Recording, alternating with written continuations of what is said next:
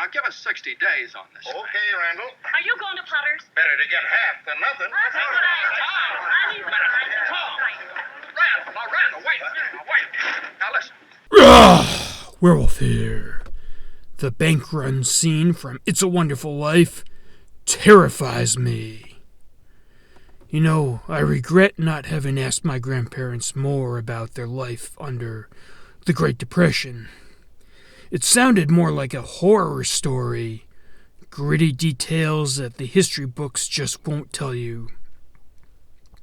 One such story I remember my grandma telling me, a couple that she knew that couldn't pay the bills, they're in serious debt, decided one night to close the windows, to lie in bed together, and leave the gas stove running.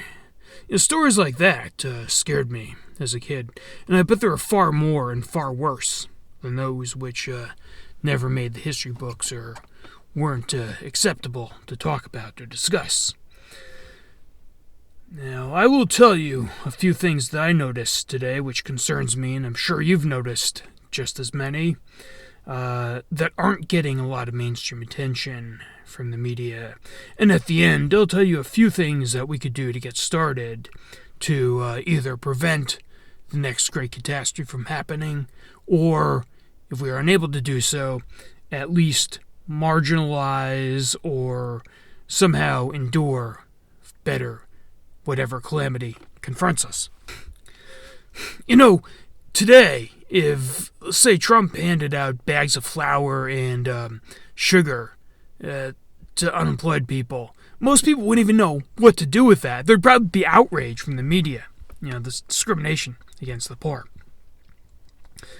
Now, I'm not one of those so-called black pill influencers that says there's nothing that can be done. I think those guys are fake.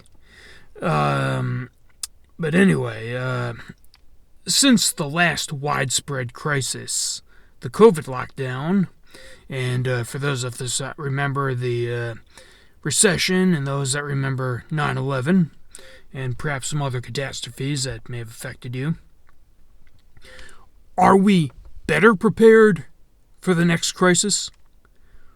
Or have we grown weaker? When I look around me, on the societal level, it looks like we're taking things for granted, that we're growing exponentially weaker by the day. However, the good thing is that there is probably something you can do as an individual. What kind of space in your life do you have time for? What can you afford? What sort of investment in yourself can you make yourself, to make the people in your life around you stronger, better able to endure? We might worry about what we think is on the road, and then some other calamity finds us. But whatever that is, the better off we look at an era where a lot of high school graduates can't even put together a complete sentence. So even a little thing like that is not going to cause the next great economic crisis. But if you can't write a complete sentence, these are just little things you could do to improve. For every problem, there's probably some opportunity hidden within that problem or around it. Anyway, we need to make ourselves better able to endure whatever's next. And by improving as individuals on the individual level, one by one, unit by unit, brick by brick, we will start improving the societal level. Well, thank you for watching, and until next time, life, liberty, and the pursuit of all!